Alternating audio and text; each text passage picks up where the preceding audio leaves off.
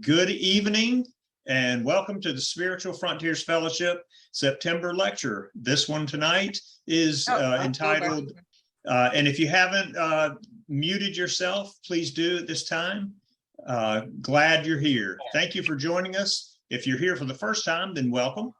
And we're so glad that you found us tonight. And if you've been with us before, welcome back to the SFF community. My name is Smith Prim. I am the co-chairman for Spiritual Frontiers Fellowship, along with Catherine Smart. Wanted you to know that we want you to know that SFF is here because of you and for you. Our nonprofit, and it is all volunteer run organization, is here to help you develop, enhance your spiritual, mystical, and metaphysical awareness and consciousness. And we do that by sponsoring programs like this one tonight, designed to facilitate your personal growth and development and a holistic spiritual approach to health and living. So I wanted you to know that this program is being recorded. And so if we did the invite to show us your faces, and we would love for you to keep your camera on as much as possible. But if you do not want to be visible during the recording, you can take a moment and turn your camera off. I like to do a centering just before we get started. It's very short and very simple. If you could join me, we're going to gently close our eyes for a moment and take 3 breaths. The first breath will be a breath inward, and breathe in and breathe out all the troubles and difficulties of your day.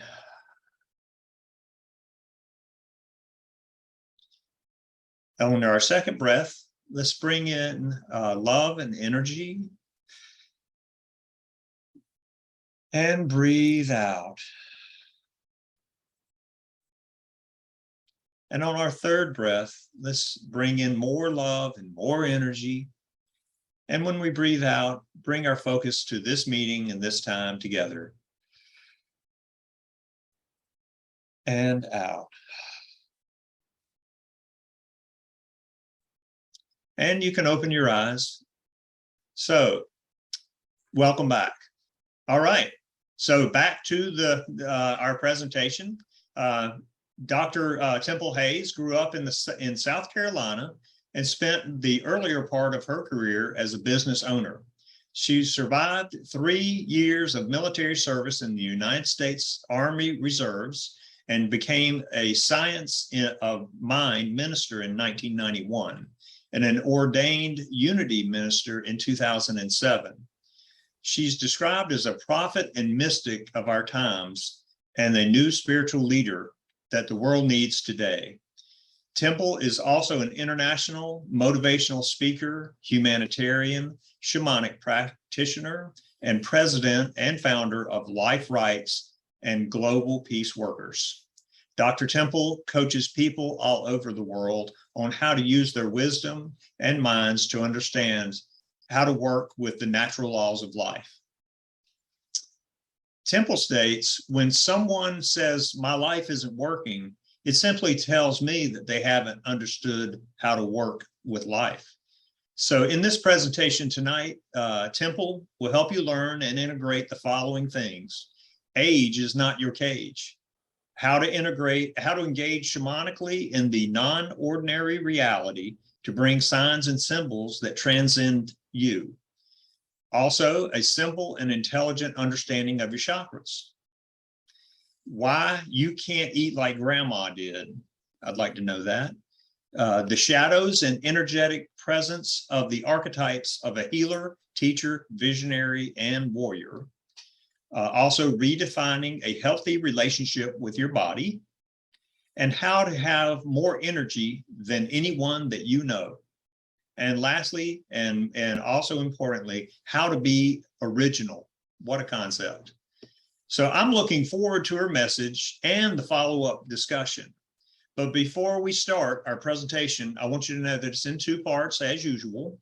And our middle part is going to be a little bit different tonight. The presentation will be until 8:30, and then we're going to take an 8-minute break. In that 8-minute break, I'm going to hand it over to Eileen, who is our speaker coordinator, and Vincent Jenna, and we're going to have just a chat.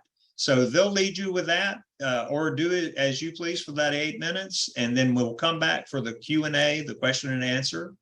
And so now, if you'd like to, please sit back and prepare to enjoy the mind-expanding presentation of Dr. Temple Hayes. It's your show, Dr. Temple. And so namaste, everyone. And it's just a pleasure to connect with each and every one of you. And let's just take a moment as I say hello from my heart. And you say that as well, hello from my heart, because it is that place that we are coming together this evening. It is that place that in an ancient way, we all know each other. We all relate to each other. There's a reason that the people specifically are on this particular Zoom at this particular time. And so in that energy, in unity and science of mind, and as a spiritual being like all of you, if you're breathing, you're spiritual. If you're not breathing, you're propped up on Zoom. Because if you're breathing, you're spiritual. So there's no getting away from that. But that being said, I like to know that we are having an experience together. So as I am talking and sharing, please feel free to put an idea or something in the Zoom. If it's a question you feel is beneficial for everybody, we don't have the time to debate with various questions, but if you have something of interest or you'd like to add, I like to know that we're all in this together for sure. So that's a real important clearing, for me. I also want to thank my dear friends, Vincent and Eileen Jenna, and who they are in this world. And I just give thanks for them. And I give thanks for this space.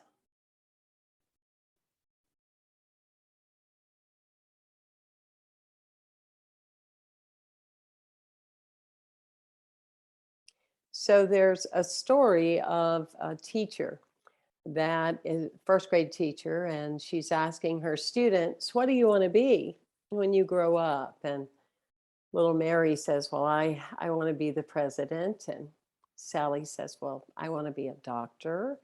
And a little boy says, I want to be a dad and have lots of children. And various ones of them give different answers. And she gets to little Billy and she says, Billy, what do you want to do? What do you want to be? He says, well, Miss Smith, I just want to be possible. And she said, I've never heard that before. You want to be possible? He said, yes, ma'am. Well, my mama, she's always telling me, Billy, you are impossible. And I just want to be possible. So I just love that so much, because I believe with everything I am that inherently in nature, that all living things long to be possible with what they are created and designed to be, is that being possible. I went to a lecture last night, like you, at Spiritual Fellowship, and I applaud you in who you are. I'm always one that I say, if I ever get to a point that I think I know a whole lot, I hope that people will tell me to go sit down, because life isn't about the knowing, it's living in the mystery and the mystic of what we don't know. That's where the richest of the juice is. But I heard this speaker last night. He was profound. He works with eliminating fossil fuel and working with countries all over the world that are moving towards hydrogen. And it was just extremely exciting to take in all his information. But he was saying the point that it was like, wow, that is so profound, is that pain is one side of what we know that is lining up with what we're unwilling to change. Wow. So pain is when we sit with what we know and we are not lining up with what we know is ours to do, when we are unwilling to make the changes that need to be made, when we are unwilling to work from a premise of what would be possible for me. I get these inner voices, I get this awareness, I get this nudge, I get life wanting to move me in a certain direction, because I feel the call that I'm possible. I feel the call of the magic and the miracles. But if I'm stuck in my same way of positionality, then I am in a place of discomfort and being uncomfortable. And so, for you to know a sense about me is that, yes, most of you are in North Carolina. I grew up in a small town, Anderson, South Carolina, right outside of Greenville, Spartanburg. I'm still growing up, but specifically in my childhood, that's where I was in the Carolinas. I live in California now. But that being said, so I was in a small town, big hearts, small minds. I was surrounded by religiosity. I had heard more about hell by the time I was 5 years old than most people embrace within their lifetime. And I was named after my grandfather, John Temple Hayes, and he was getting awards at the Baptist Church for his attendance and being a deacon. And we had Johnny Hayes Day. And then he has this granddaughter. And God bless him on that spiritual journey, of what that would be like, because I started out early on in my life, which is innately what all children do. I ask a lot of questions. It didn't sit well with me. I used to go sit in that Baptist gathering, and I would weep and act out. Under 10 years old, I acted out a lot because it did not resonate with my spirit. I just could not wrap my mind around that I was worthless and that I was unworthy and that I was never going to amount to anything and all these horrible things, and that I was a sinner and all that. And I wanted to be possible. I knew I was possible. And so I would go out in nature, and I'd had one conversation with my direct contact called God, Spirit Creator. And then I would go to these meetings and I would hear the opposite of anything that I felt could be true. So needless to say, it was an extremely incongruent time for me at that particular time. And so I was extremely confused spiritually. And then when I was coming into 13, I realized that I was more drawn to relationships with women. And so that didn't weather well at all. And so my grandmother, when I was like 13 and a half, told me that I was not going to heaven. And I hadn't even gotten my permit to drive a car at that point, at 13 and a half. So I hadn't ever really considered about the payoff of heaven, but she told me that she was sorry that she had a granddaughter that would, spend her eternity in hell. So that was the start of my life. And the point of that is not how hard can we be on ourselves, how deep can I go. I live in the theology that if you're over 30, you don't get to blame your parents or your grandparents. But I need you to know that I'm coming from a place today of integration. I'm coming from a place today of sitting with the pain and the darkness and 15 years of active alcoholism to get to a place of that. I know these principles work. I know and believe that what you talk about at spiritual fellowship, if applied, if we don't cheat ourselves in the process, if we get our full selves on board with the teachings or the teaching of the great author that you have, that you all know, Vincent Jenna, Stop What's Stopping You. If you have that kind of awareness, you can go to any direction of being possible that is designed for you. And so because of that beginning and that abandonment and rejection of myself, I turned into a person that if there was an award, I wanted to win it. If there was a race, I wanted to be first. If there was a ladder, I was going to climb it. If there was a trophy, I was going to take it home. If there was a softball field, I owned it. If there was a song, I could memorize it because I was earning my worth on this planet. False worth, perhaps, people pleasing somewhat, but I needed to show that I mattered. And even though I had these cultural, societal belief flaws of something that wasn't okay with me, because this is in the 70s and you didn't talk about this stuff out loud. You didn't go to your guidance counselor in the 70s if you didn't want to die and tell them that you were gay. They didn't even use that word then. And that your family, wasn't having anything to do with you anymore. Those were the Southern secrets that we had. And so, all that being said, it was like this overachiever, syndrome of what could I achieve and how fast and how hard. And the car accidents, though many they were, I got out of them, I walked on, and let's go on to the next thing.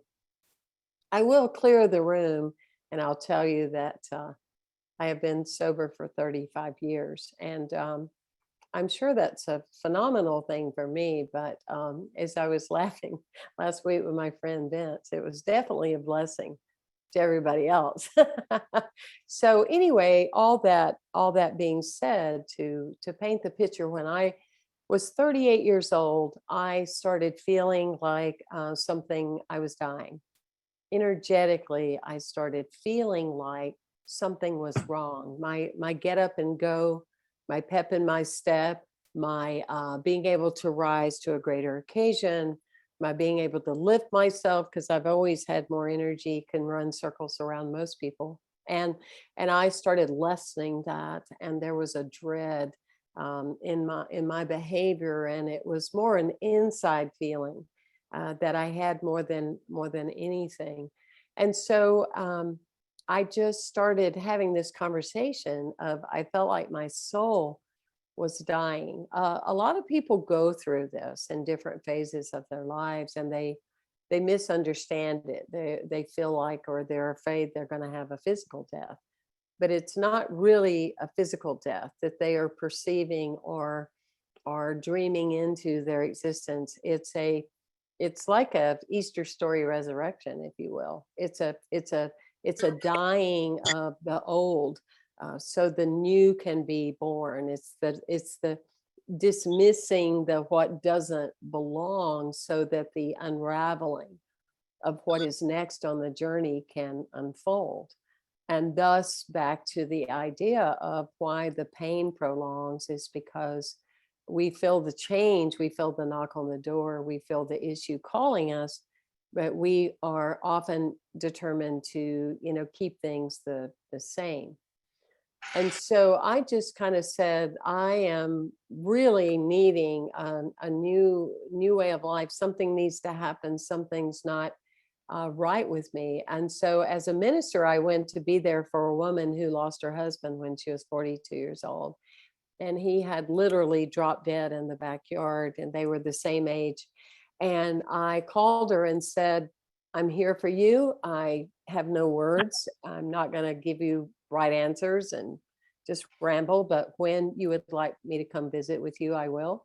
And so I did. I went to see her, and I was blown away at the energy that she had. I was blown away that she did not look gray or have a cloud over her, which so many people in their humanity do when they go through crisis, tragedy, deep loss. Body is really amazing because we naturally anesthetize ourselves, because if we didn't, the pain would be so great. In many cases, we wouldn't be able to cope. So I went, what in the world, have you done, and what have you been into, and what has happened? You you seem younger than you did years ago. And she said, well, it's pretty amazing, because after John died, I went way deep down, and a friend of mine told me about a shaman, an energy medicine, a holy tribal person, and told me about the shaman. And the shaman came and said, found different times in my life where I had fragmentation, found different experiences in my life where there was loss of energy. Again, we're talking energy. So she said, so the shaman came in and did some ritual and brought the energies back into my body. And she said, and it's just amazing. So the me of the past, in that moment, in that instantaneous moment, it's like I clicked right into, oh, this is who I am. I just clicked into that. Oh, I forgot I'm possible. I forgot that there's this potential, within me. And so I immediately, because the me of the past, even 3 days prior, would have said, who's the shaman? I want her name. I got to call her. I got to go lay on the table. I got to get the work done. I got to get this fixed. But I said, whoa, this might be for me. This might be something that would be interesting that I'll see. And so I just put it out there and I prayed about it. And a few weeks later, she told me about the book Soul Retrieval. And if you read the book, I don't know if I can see a show of hands, but if you've read the book, I'd love to know. If you have, if you could put it in the chat room, maybe I could see that. It's by Sandra Ingerman, one of the most profound books I've ever read in my life. But that being said, it's how to retrieve parts of ourselves that we lose energetically while we're living. We're there right now as a culture, as a nation, as a globe.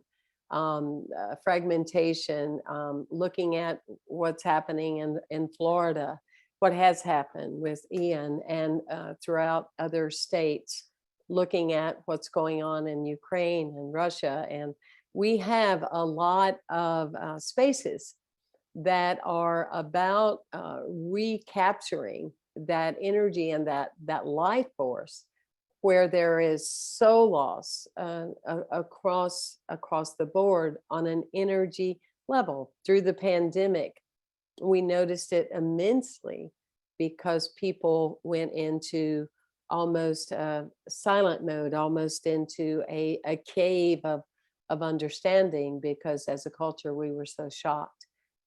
And for many human beings, for the first time in our lives, we realize that we're not in control, even though we never have been.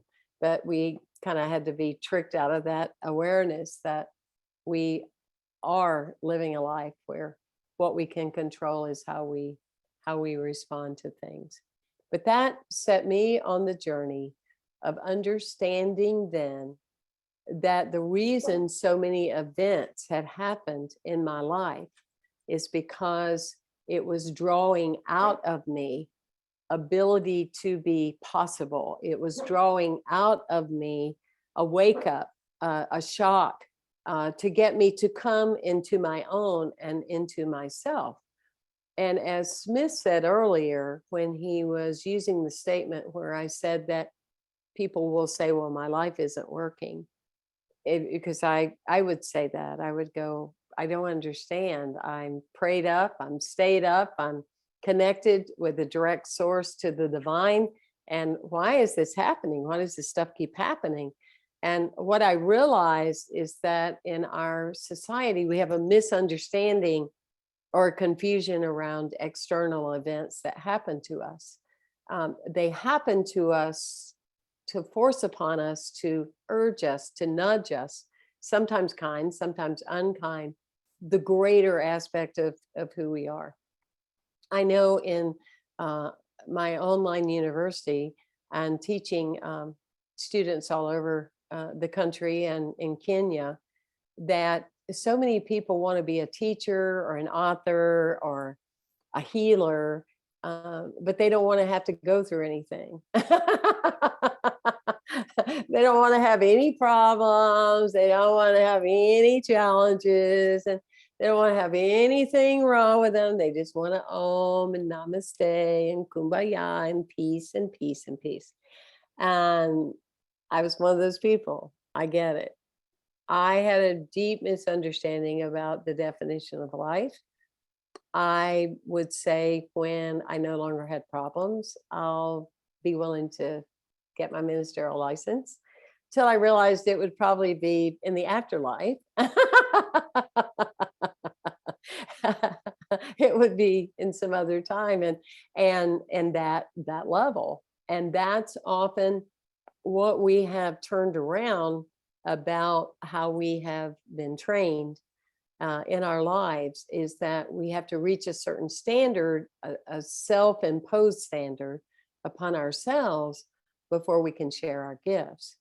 And the opposite is that, or the other window of that, is that the tragedy, the boyfriend breaking up unexpected, the beautiful animal that died, the divorce, the child didn't turn out as you had dreamed of. All those things force upon us to draw out the gifts that we innately have, so that we may be bigger energetically, we may be bolder energetically, and really make more of a greater impact on the world. And I love what Dr. Howard Thurman says, is that don't ask yourself what the world needs. Don't ask yourself what the world needs. Ask yourself what makes you come alive. Because if you can answer what makes you come alive and you bring that to the world, that's what the world needs, is more people that are thriving, that are alive, that are bold, that are brave, that stand in the moment of grace and know within the core of their being that all is well, that all is well. And even metaphysics and people who have taught metaphysics and teach metaphysics have in some ways, I believe, in my own humble opinion, missed the mark, because they in some ways have become almost like religiosity, is that you're in a box, and if you think this way, you're a positive person, and if you don't think this way, you're a negative person. And I don't want to look at that. I don't want to look at these challenges in my life and these issues, because if I look at them, they might grow, or all this self-imposed mental belief system. But what we know for sure in mastery of life is, if we do not own our feelings, they own us. If we do not own our feelings, they own us. And so it's not the feeling that we have, it's the denial of the feeling that we're having that allows it to persist and continue into a different understanding. So we do have tragedy in the world. We do have horrific things that happen. We do have people that use the law, I'm talking universal law, that is not for the betterment of humankind. We have corporations that are about making money instead of making money in a sustainable way. Yes, all those things are facts. However, there's always the greater spiritual truth. What can we do about it? How can we hold a much greater space? So for years ago, there was the trend, which is beautiful, called people having a near-death experience. And it was really like the 4-minute mile. I mean, it's like nobody could conceive of doing the 4-minute mile until Roger Bannister. He did it, and now it's common territory for those people that are runners, of course. But there are people that across the board started obtaining and having near-death experiences. And Raymond Moody is the one that in any genre I've been affiliated with, is the one that put that on the map. An amazing human being. I love sitting in his space. He has a thriving energy about him. But he talks so much about the power of near-death experiences. But where I started really delving into doing my work in my own humanity is, I am fascinated about near-death experiences, but for me, I'm more fascinated on the near-life experiences. And I realized that that's where I wanted to dedicate the rest of my life, is not missing out on any of those near-life experiences, and where we are going through the various autopilot of life with immense gifts and talents and floating along and being, if you will, on a path that is governed by herded mentality or what other people, tell us or show us or what the news says. And I wanted to really delve into my own essence of near life experience of not missing the moment that I'm in, of not missing a possibility or an encounter. So let's just kind of delve into, what some of those are. When we are children, as I said earlier, we start out with question marks. Children ask a lot of questions, And the true reality of children is they are the new evolved human. So your children, your grandchildren, they're more evolved than you are. In our society, especially in the USA, we don't necessarily accept the Montessori, the Waldorf, the Unity, the spiritual communities. We don't always grasp that of what we're sitting with when it comes to being with a new human on this earth. They bring wisdom, they bring new culture, they bring new understanding. What we have the tendency to do is we have the tendency to make them like us. We have the tendency to put them in boxes and let me tell you how to do this. Let me tell you the only way to do this. Let me tell you, this is the way. If you're going to do it, you need to do A, B, C, because that's what I did. That's what my granddaddy did. There's nothing wrong with influencing our young, but what we do is we tend to often tell them, show them, shut them down to the reality of really what they've come here to teach us. So it's a both and. And they, if we honor their brightness and their wisdom, they don't think twice about putting us in our place. My little 4.5-year-old goddaughter, I was telling her one day, I said, Mama Temple isn't going to teach you any shamanism if you don't eat your vegetables.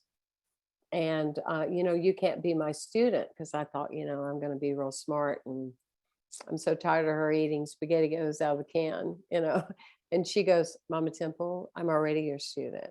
Okay, great. Well, that didn't work too well. But our young, we have a great call on our planet today. We have great call. The majority of individuals that are committing suicide are 10 to 17 years old. And every 40 seconds, there is a life taken of any age group. And so there's a great call for life of how do we get here to a place where people have lost their way about being possible? And what are people like us who have great wisdom? What are we doing? How are we sitting with it? And how do we articulate it, to others?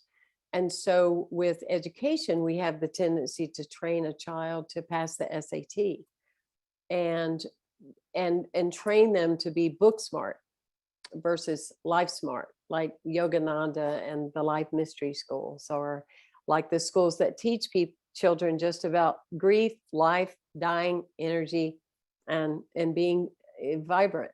And we say, learn and get ready, carry these 12 books so you can pass your SAT. Well, I don't know about you. I've applied for jobs. I've spoken in Hong Kong. I've traveled all over, and I've never had anybody ask me what I've made on my SAT score.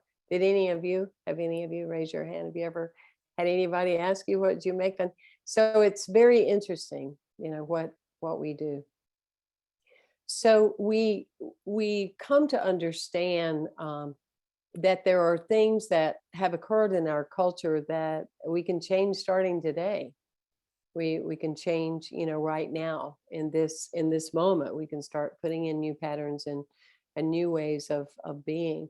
So we're programming.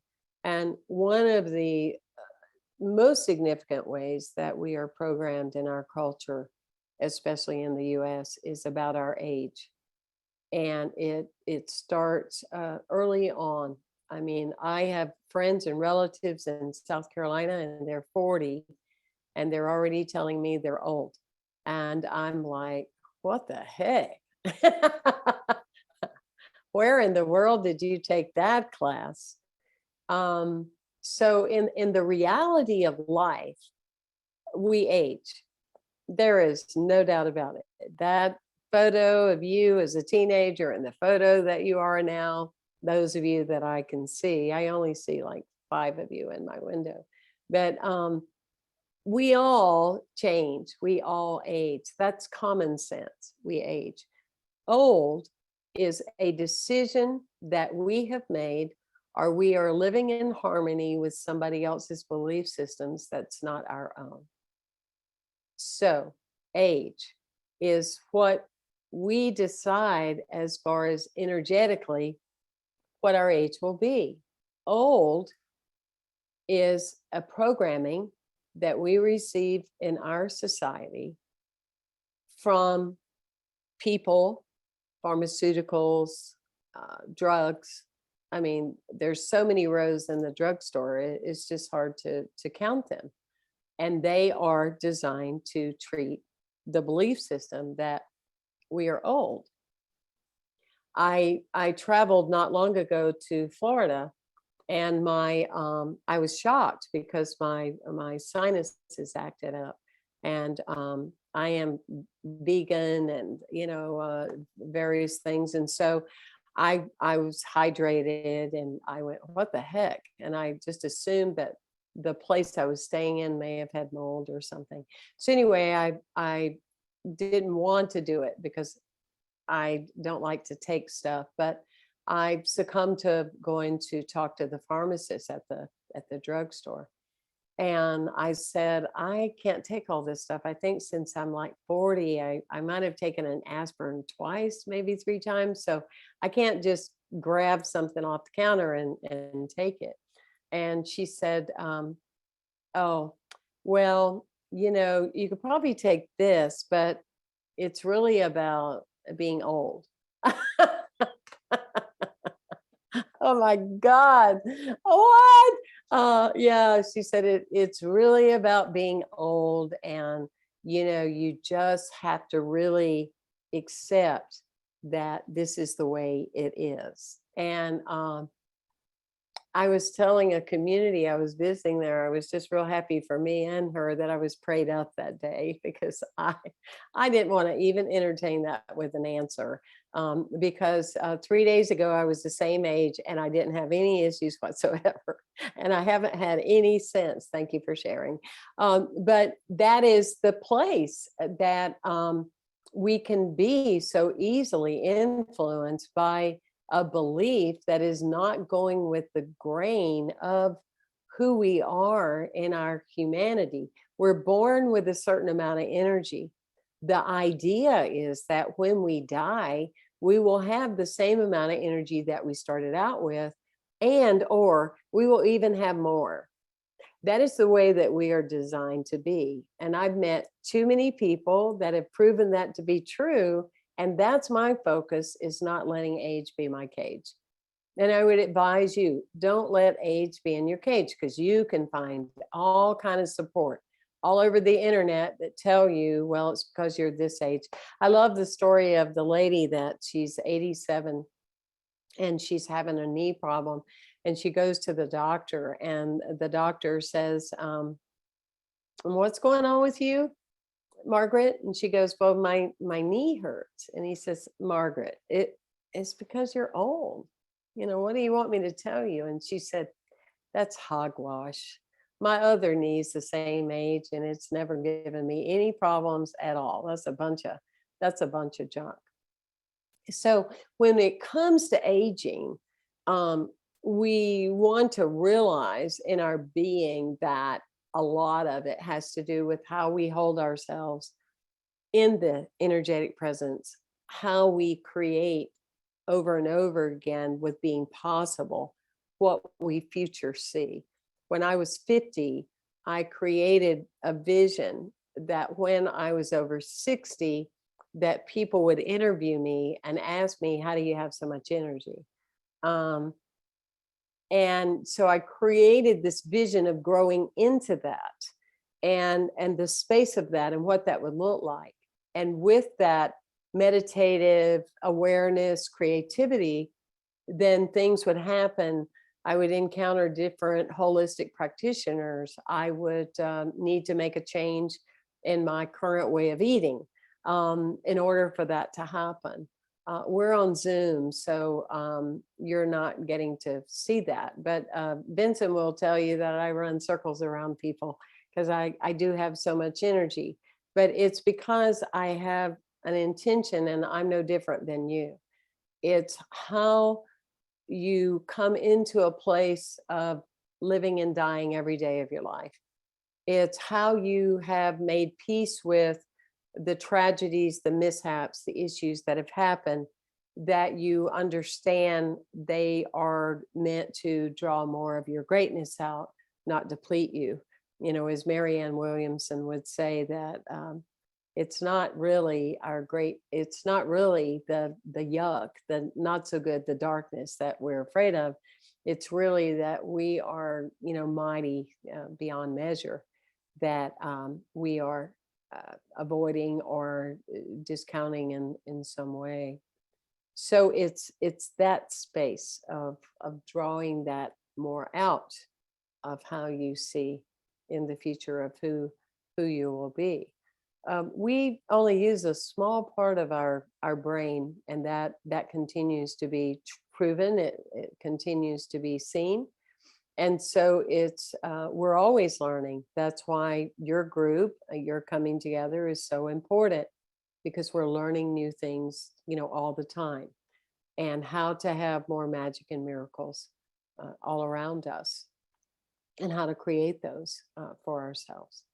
So again, I invite you, if you would like, to put something in the chat room so that we can have some interaction, or if you have some questions that you would like to know. So I'm going to skip over, and I'll come back to the other things about what Smith was saying. That in the comment that I made is that, you can't eat like your grandmother taught you.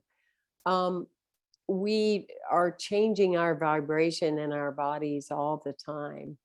And it's not a right way and a wrong way. It's that there's no one size fits all as far as a body goes. There's no one size fits all as far as a way of maintaining what we eat and how we are with digestion and our endocrine, our lymph, our energetic system, our electric being. And so if we just eat because this is what we were brought up with, and we are not ever allowing any kind of new changes to come in, it's not uncommon that we find ourselves at certain ages having challenges, because it's not the vibration that fits us anymore. And so when we get to this place of our lives of inner listening, is that it's we put a lot of energy as self-helpers, a lot of energy into being a self-helper, and I'm proud to be one myself. But in the self-help movement, we spend a lot of time on what's eating us, clearing, releasing, letting go, retrieval, chipping away what doesn't belong, and all those things. But we also want to put energy into what is coming out of our mouth, as far as our languaging, and what we're putting into our mouths. And so it's real important to create a relationship with the food, as we are seeing in different movies that are being made now. The drive-through window is pretty cool, but if you use it all the time, you might be going to the drive-through window through the drugstore. So it's learning to have a relationship with what you put into your body temple. And believe me, I think that's one reason in this incarnation I chose that name. But I resisted that a lot. But eventually I had to surrender to that I just cannot eat the kind of things that I once did. It doesn't work. I can't do sugar. I haven't done sugar for years. It would just send me into a whole new level if I did. If I do it, which I haven't done forever, as I said, I suffer so bad. It takes me days to get back into, who I really feel. That I feel at my best. So we want to learn to check what I think kind of creates around your own constitution is that you learn before everything you eat, whether you're in a hurry or you're going slow or you're with a group, is that, if you don't want to be public and you want to be in the silent witness protection program, you can pray quietly over your food.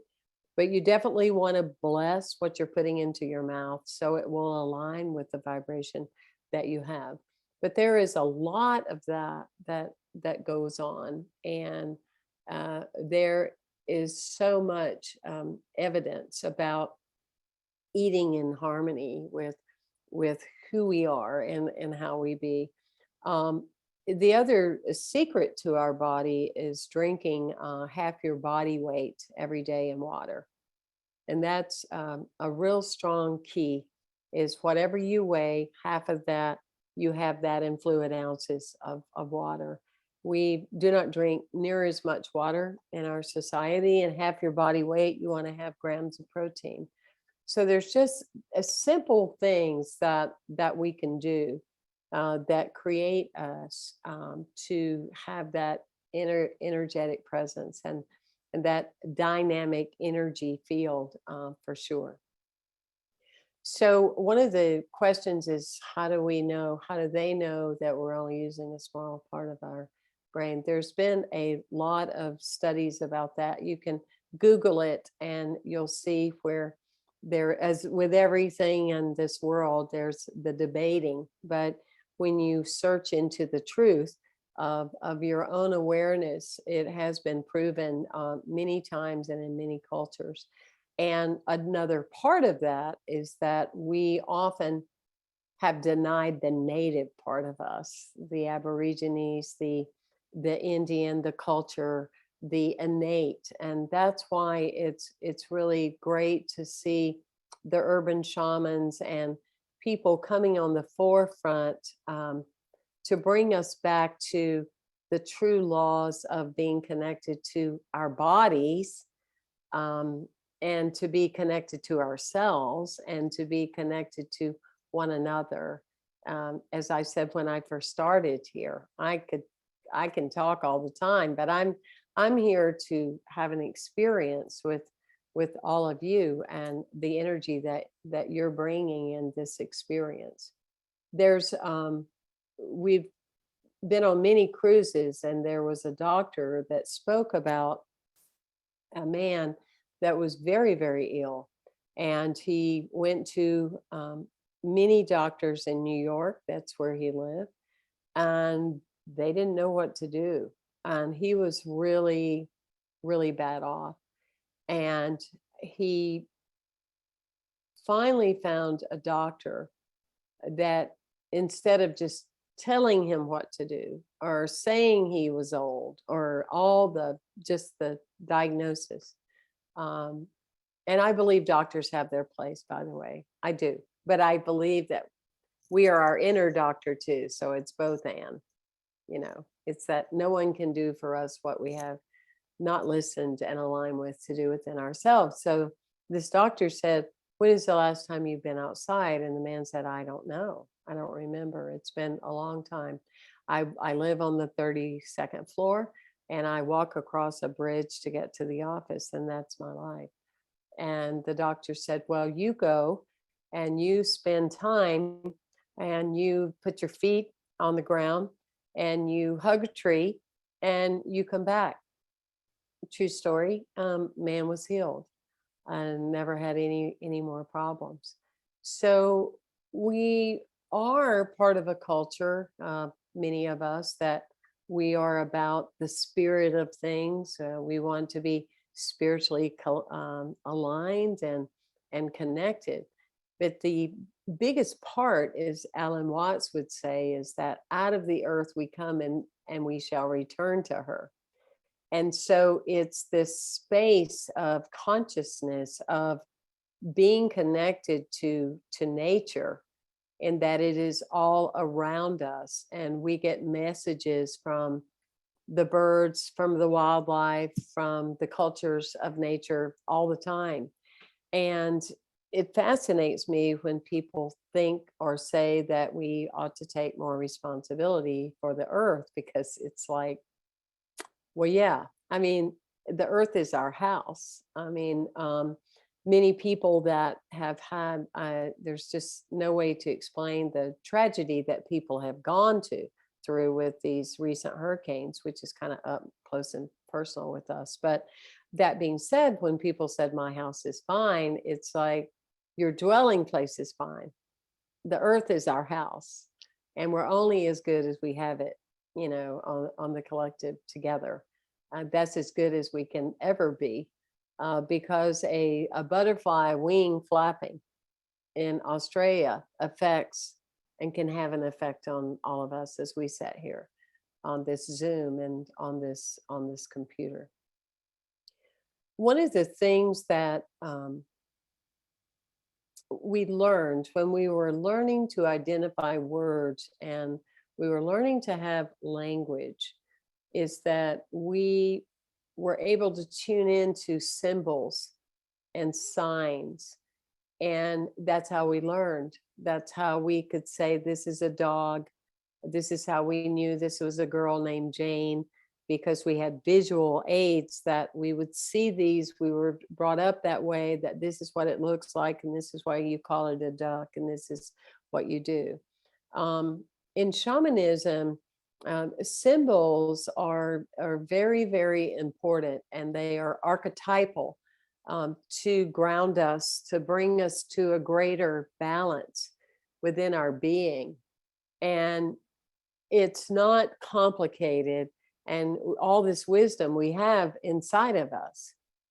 And so you can very easily, in a form of meditation, in your own quiet time, whatever it is that you are wanting to expand upon in your life, you can ask the question of intention, and you can ask within your inner being to show you a symbol to use. And you can use that symbol for the rest of your life. And it will give you tremendous power and do exactly what your original question asked for it to be. So a number of years ago, in being a spiritual leader, which mostly means that I really just want to walk my talk. That's mostly what that would mean to me. It doesn't mean I have power over anybody else, or that I have anybody's answer. I don't ever tell somebody what to think. I represent a philosophy of teaching people how to think for themselves. But I really wanted to be more grounded in my walking and talking going in the same direction. And that whatever I spoke about or talked about, that there would be an understanding that my body and my face and the rest of me would be saying, the same thing. And so I asked for a symbol that would help me and help me be more aligned, help me be more open to the source of creation, and help me be more aware. What would it be that I needed as far as some level of symbology? And so therefore I asked for this sign. And so my shaman teacher was with me, and I saw the Eiffel Tower. And in a way, I was kind of hesitant to tell her, because she always thought I was more into show, and it had to be glitzy. It just couldn't be a rock with a crack on it. It had to be something like, whoa, like this kind of thing. But I kind of almost apologetically, she was a tough teacher. She was the right one for me. But almost apologetically said, oh my God, it was an Eiffel Tower. And she said, really? I said, Yeah, it was it was a Eiffel Tower. And so she pulled out, back in the day, there was the Parade magazine in the middle of the newspaper. All of you remember that? So in the middle of this Parade magazine, it had an article on from that weekend. The article was, because this was like Sunday afternoon, and she goes, "Look at this." And so the article said that psychics from all over the world were gathering at the Eiffel Tower in Paris because they claimed that the signal was better there than anywhere in the world. And so as I journaled this Eiffel Tower for me, because this is the whole thing. It doesn't matter who you talk to, doesn't matter what movie you see, it doesn't matter what book you read, doesn't matter what Bible you read, it doesn't matter what your teacher told you, your doctor, the pastor, it doesn't matter. The only thing that matters is what you believe yourself, because that's the law you're working with, the part that you believe yourself. And so as I really delved into, yes, I get it, the signal, okay, I want to be connected to something greater than I am. I want to be full of spirit, not full of myself. But I also realized that the Eiffel Tower had 4 legs, and that's how it was balanced. And so what occurred to me in the Eiffel Tower reality is that we have a mental body, we have a spiritual body, we have a physical body, and we have an emotional body. And at any given time, we are weaving and flowing with how are we doing in each of those 4 areas. And so it's been for me a real grounding to not analyze myself all the time, for goodness sakes, but to just be aware that when I am not feeling like that typical mystic, expecting my miracle today self, we all have off days because we're human, we're not robotic in nature. But when it becomes, and so I've been going through this past week, which was perfect that I get to be here with you, because when something goes on in the world, I feel it. Sometimes I feel that I was with some friends, and I said, I feel like something's going to happen. I don't know, Asia, I'm not really sure, but I just feel like something's going to happen. It's going to be big. And the next day, the newspaper said tsunami has hit Japan. I feel it. If you're probably part of this group and spiritual fellowship, you probably feel things like this too, but often we don't know what it is. You know, we don't know why we're feeling it. We just know we feel a little off, or we might feel a little anxious or whatever. But if we learn to track in our own lives what has happened in the last 24 hours, we can often tune into, oh, that's what it is. Oh, that's why. Because I'm picking up this energy of all the people I love that are going through this, or, you know, the stampede, and I'm picking up this vibration stuff. And so I want to align. So that was the beauty of the symbol of the Eiffel Tower. And I have them throughout my home, paintings that I brought back from Paris or whatever. The other thing about that is that with the Eiffel Tower, I don't know if you recall or are aware of this story, but the Eiffel Tower originally was put up for the World's Fair. And initially, the Parisians didn't care for it. They weren't really in favor of it at all. And as original as it was, it didn't sit well. And eventually, it became iconic to Paris. And so I have like this personal relationship to the Eiffel Tower, because in my own originality, my family laughed at me for a long, long time, especially being metaphysical and woo woo and, you know, all that. I think I was the only metaphysical person that came from Anderson, South Carolina. and probably go on record as it's still being that, but that's okay. Somebody's got to do it. That's for sure. Um, so it's the symbol. I would urge you to do that in not just one time in your life. I've done it a number of times where there's a symbol that helps me work through something and gives immense power. And this is what all the ancients did. I think one of the downsides, if you will, about shamanic work, or when I work with a client one-on-one and they have issues with their parents or their son-in-law or a number of people in their lives, and we do the recapitulation. We cut the cords, and it's a Celtic shamanism, and there's a whole ritual about that, but it works. It works, and it fascinates me sometimes because it comes across as simple that often people don't believe. It can't be that simple. Because sometimes in our humanity, we've convinced ourselves that it's got to be hard.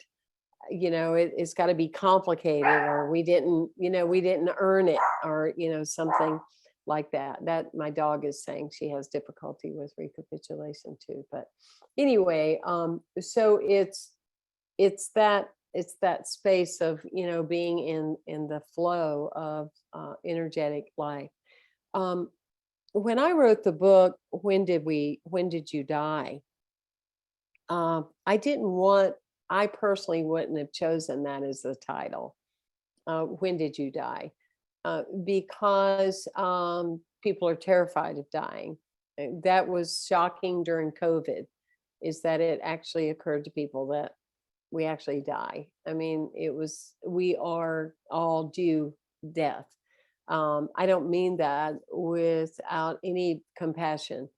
I'm just simply saying that is the mystery of life. We're born and we die. So when I was guided in visions that was to be the name of the book, When Did You Die? I'm like, oh boy, because nobody wants to talk about death, and everybody wants to pretend it's not going to happen. We're still hoping somebody will come out with a pill, and we just get to avoid it, all together. But I realized that the secret of life isn't whether we will live or die. It's the parts of ourselves we allow to die while we're living. The secret of life is not whether we will live or die. It's the parts of ourselves that we allow to die while we're living. Notice I said that we allow to die while we're living. To me, that's the immensity of being a metaphysical person, which means I work with the physical and I work with beyond the physical, is because I allow. It doesn't mean that I today wish that something terrible would happen to me and that I caused all of it. It means that if something happens to me and it's very complex and I'm not too happy about it, how long do I allow it? A day, 2 days, 2 years, 20 years, the rest of my life. And so it's the space of what do I allow to die while I'm living? And so in the space of that, an example of that is an individual that had a dog when they were 25 and the dog died, and they don't want to get a dog the rest of their life because it's too painful. The cheating is that I didn't get to fully live that kind of experience that would be available to me because I think I'm protecting something from myself. So I'm not putting my whole self in. It's true with a lot of relationships, of not putting one's whole self in. But people often will do that when they date somebody new. I haven't been in that world for a long time, but I remember what it was like at times of, oh, I'll just give a little bit of myself and tell you a little bit, and I'm going to see what you do, and you give a little bit, but neither party ever really shows up, fully actualized and fully in the game. So it's when we look at what are we allowing to die while we're living, it really is a great exercise for you to be aware every day, to just have a little reflection for 5 minutes and go, where did I get energy? Where do I feel moved and ready to, where do I feel energized? Where did I feel depleted? Where did I feel like I was moving forward? And where did I feel like I went a step back? Where was I holding back? And a lot of people are in jobs for the wrong reasons. They're in marriages for the wrong reasons. Um, they're not living that possible, like Billy longed to live when we first started this conversation, because they're either pleasing other people or they're in situations and they don't know how to change them.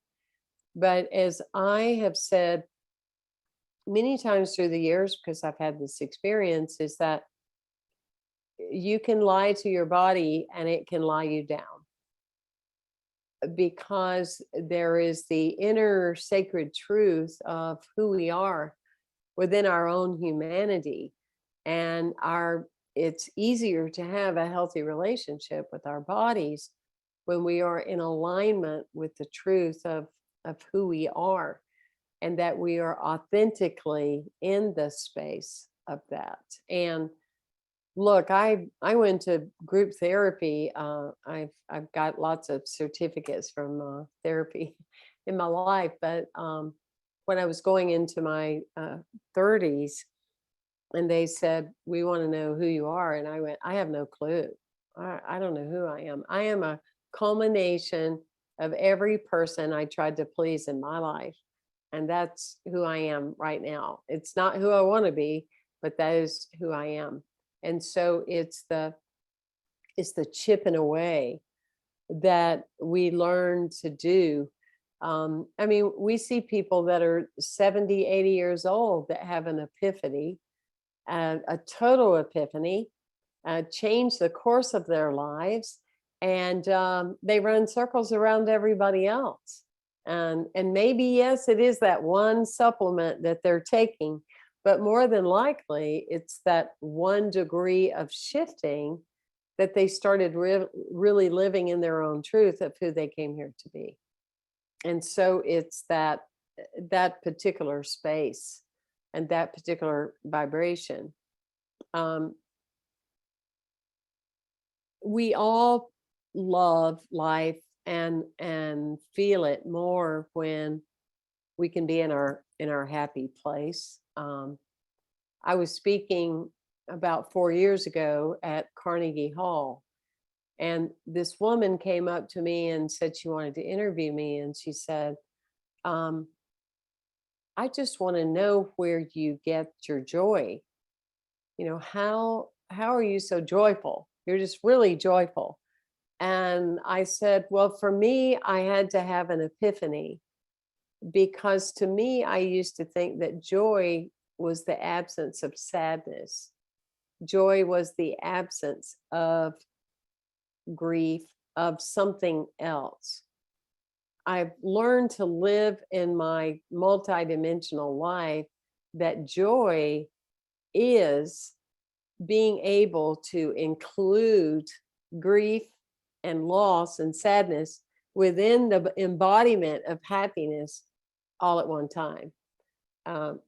A staple story for you is that when John Lennon was growing up, his mother always told him that the secret of life is happiness.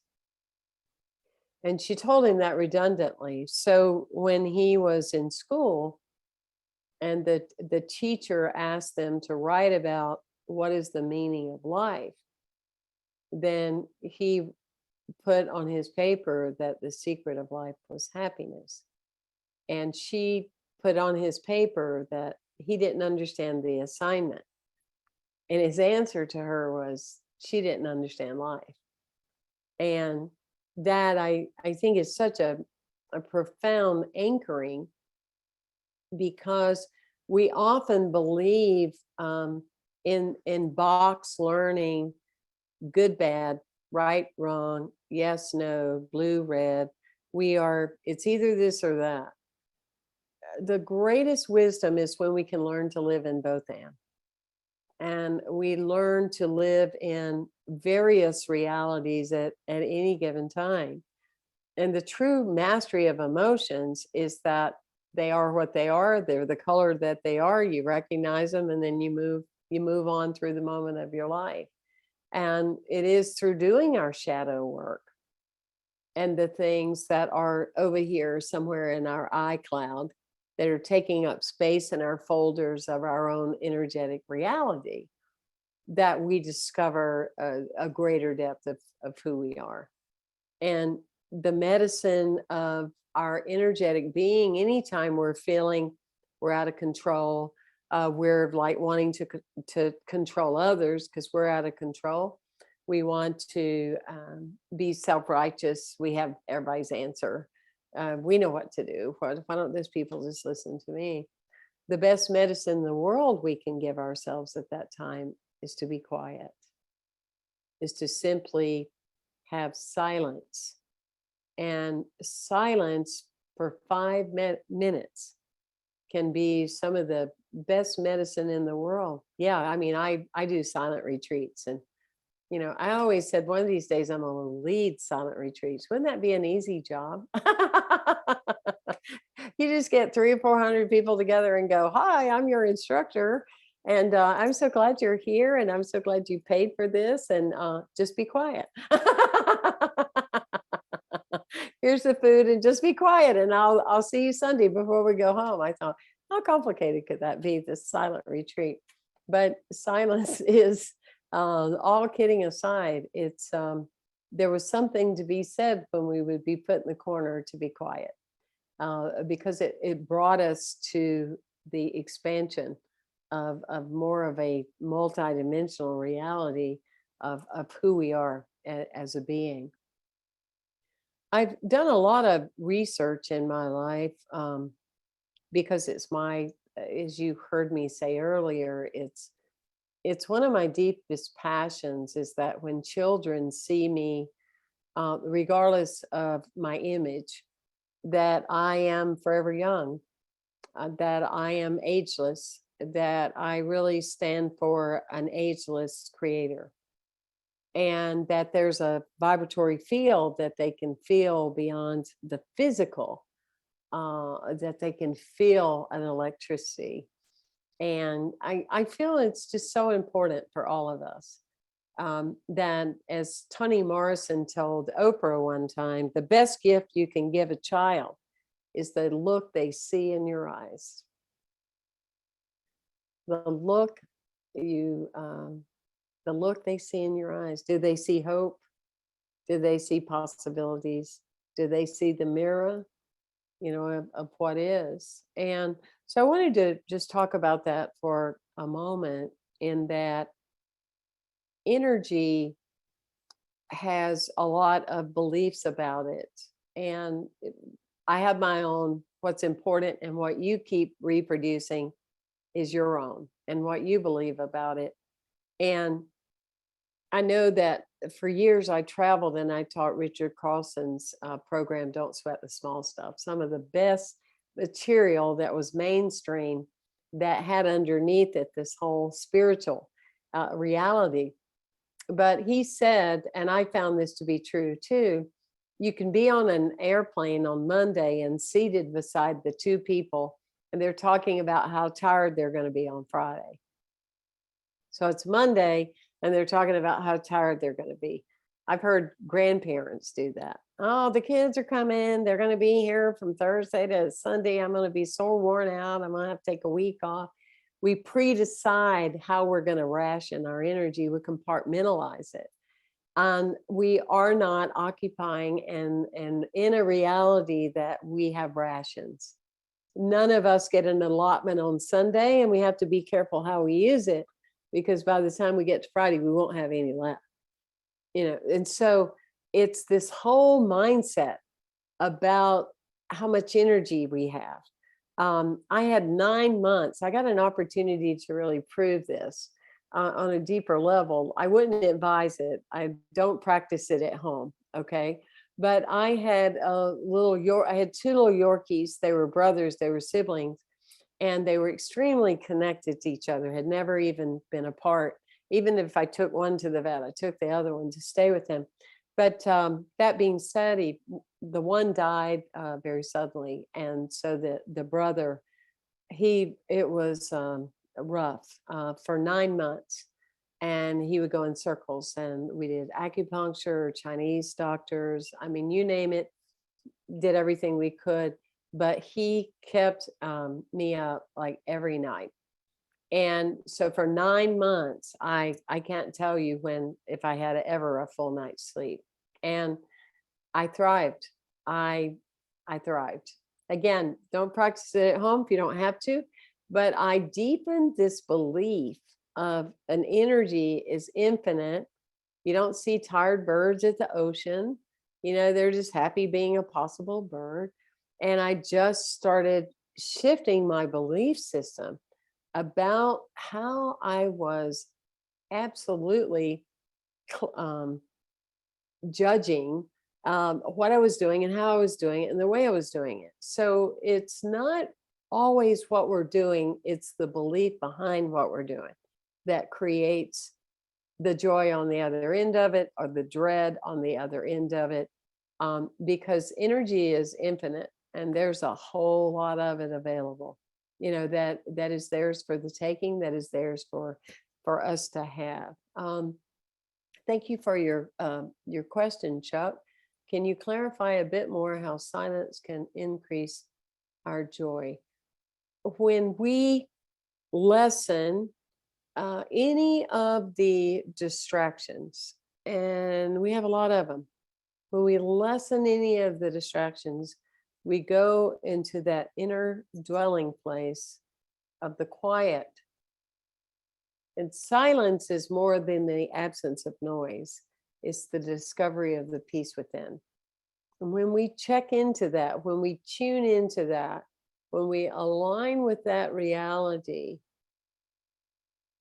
in that space of that quiet, we find this inner joy, because this is one of many incarnations that we have had.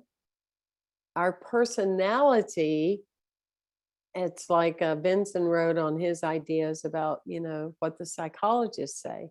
There's the psychology, there's the personality, there's the mentalizing within us, but there is an energetic essence of our soul. I know many a time in my life, I've taken something so serious and I'm all worked up about it in the moment. And I can then go to the silence and I just feel immense joy coming over me, because my soul says, it's not that big of a deal. It's okay. It's all right. It's small. For me, the distinction of when did you die, and the space of that is that the things that I used to think were so important, I started asking myself, are they going to make my eulogy? Is somebody going to talk about it? Oh, it was a big deal. Is somebody going to mention it? They're going to talk about it. You only get 45 minutes when you're dead, really dead. I mean, even if you're famous, you might get an hour and a half. If you're like a royalty, you might get a week. But on most occasions, you're going to get 30 to 45 minutes tops. And that includes 3 songs. So for me, it's like I started measuring, is it that important? Is it really that important? Is it going to make the end of my life speech? No, it's not. Then why do I need to make it that important? Why do I need to make it matter? Oh, good point. I don't. With anyone that I have known through the years that can weather the storms, because we have them. I'm not even talking about physical storms. I'm talking about the inside storms. Silence is the medicine always that gets you from one frame of mind and tight and tense to another place of relaxation. What it really does on a deeper level with the teacher archetype is it opens up your heart. It opens your heart up. And for many of us in the 70s and the 80s, it was change your thinking and your life will change. And I don't know about you, when I started changing my thinking, my life changed and a lot, but then it was more like this. But what I came to realize is it's not, again, it's not either or. Well, I wasn't aware of my thinking. Now I am. Look, my life's changed. Oh, now look, I'm back. Things are happening. I'm still not, things aren't. So what I started to realize is that it's change your energy and your life will change. So change your thinking is very important, and be aware of the language of affirmation, all the positive reinforcement we give ourselves, the soundbite teaching that can be catapult us to a whole new place. But it is changing the energy that allows what we learn, what we step into, what we expand to really deepen and to solidify within our being. It allows us to integrate it. So in all of the things that we look at in us being possible, it's Alvin Toffler said, the issue of the 21st century is not the people who cannot, it's not the illiterate of the 21st century who cannot read or write. The challenge of the 21st century is people who need to unlearn, relearn, and learn again. And that's why, what you're doing at Spiritual Fellowship, your gatherings, is so important, because we get insight from each other. There's someone will say something that we go, wow, I have a whole new way of looking, and I have a whole new way of seeing that. I want to end my time with a story about a woman that was driving downtown. She was in a hurry. She was busy. So like a lot of people in our culture, she's bought into, there's a whole lot of people that say they aren't a victim. They don't believe in victimhood, but they're a victim to their calendar. It's the new trend. They are busy. They're just busy, busy, busy, because they're not owning that they are the ones that put things in the calendar, and they have control over their calendar. So this woman was in that frame of mind that she was so busy, and she was going through town, and the traffic lights were coming upon her. And so she was, there was this car in front of her, and the light turned yellow, the traffic light, and she thought, oh, well, they're going to go on through. Well, the person didn't, but slammed on brakes to stop for the light to turn red. Well, she just flipped. She just landed on her horn. She's doing sign language out the window, and she's really upset.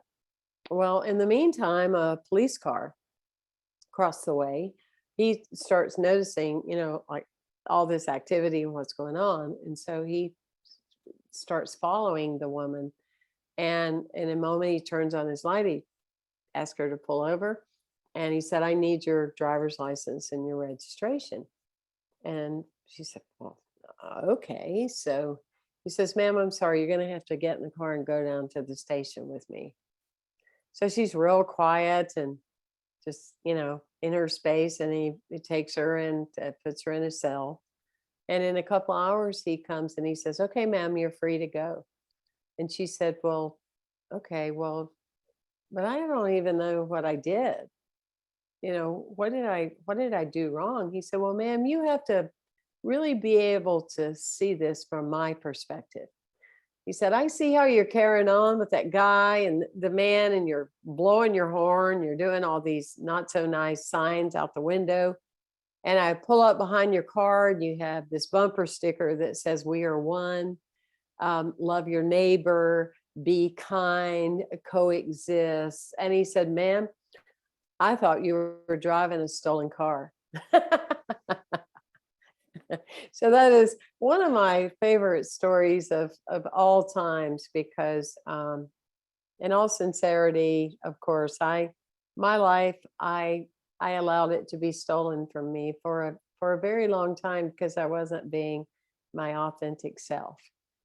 And don't ever let your life be stolen from you, not from a moment, not from a level of integrity, not from a level of choice or possibility.